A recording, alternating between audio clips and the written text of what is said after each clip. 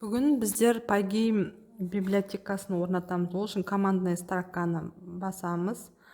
Командная строканың жерде біздер Python бағдарламасының қай версиясы қондырылған Python деп жазамыз. Enterді басқаннан кейін бізде көріп тұрғандай 3.8 версиясы қондырылып тұр. Қайтадан жауып тастап, енді Pygame'нің библиотекасының өзін қондырылып тұр ма, қондырылып тұрған жоқ па, соны анықтаймыз. Ол үшін тағы командная строкаға кіреміз. Осы жерге pip, сосын пробел басамыз, бос орын, сосын install деп жазамыз, тағы да бос орын, пробел басамыз. Содан кейін Pygame деп жазамыз. Enterді басқаннан кейін, егер де қондырылмаған болса, сіздерде мынадай қылып процесс жүреді. Яғни бұл қондырылды деген мағынаны білдіреді. Егер де сенімсіз жағдайда точно қондырылып тұр ма, қондырылып тұрған жоқ па анықтау үшін тағы да жаңа командная строкаға барасыздар. Командная строкаға барасыздар. Сол жерде тағы да жаңағыдай pip,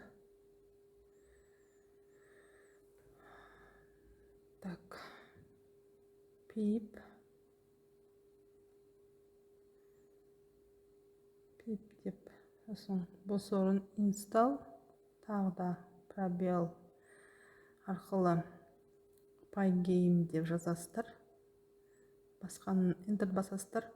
Басқаннан кейін не сіздерде сары осындай, дәл осындай жазу шықса, және сізде қондырылды деген мағынаны білдіреді.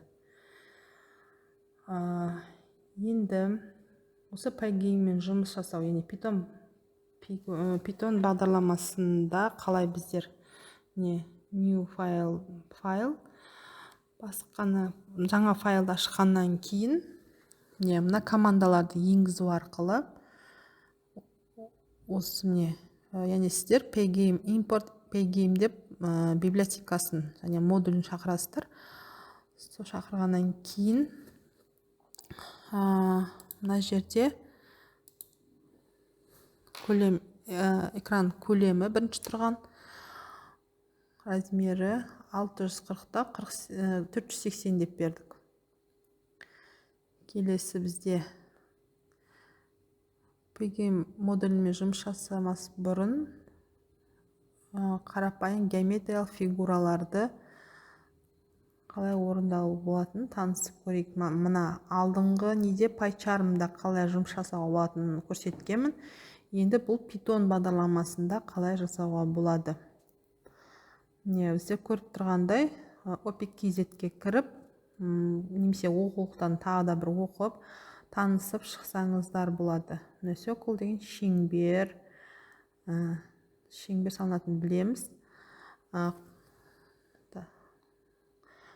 Осы жерде міне команда қандай қызмет атқарады, барлығы да ашып көрсетілген. Шеңбер түсін таңдауға болады, шеңбердің центрін белгілеу пост арқылы, радиусын қалай береміз, сызықтың қалыңдығын қалай береміз.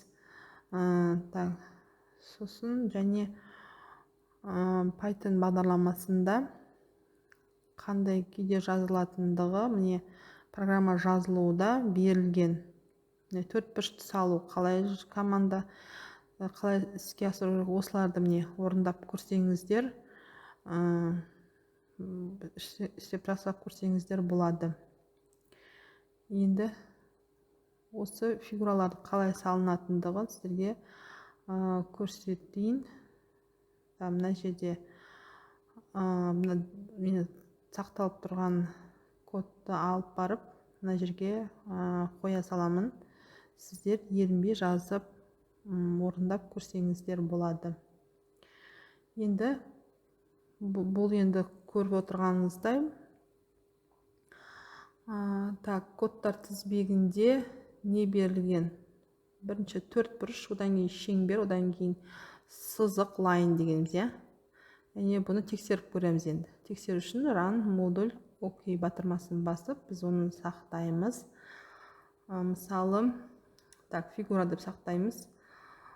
Сосын міне жаңағы енгізілген кодтарды дұрыс енгізсеңіз, дәл осындай сізде осындай фигуралар шығу керек. Мынау пегиннің экраны.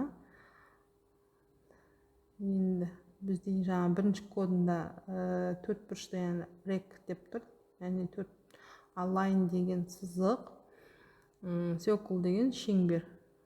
Осындай геометрия фигураларды осы Python бағдарламасында жасап көрсеңіздер болады. Енді келесі бізде сіздерге тапсырма.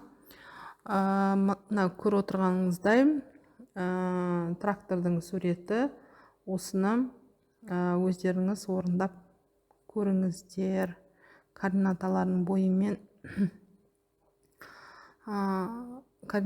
бойымен кәдімгі осындай жасап көріңіздер. Сосын оқушыларға тапсырма ретінде дәл осыны беріңіздер. Өте қызықты тапсырма.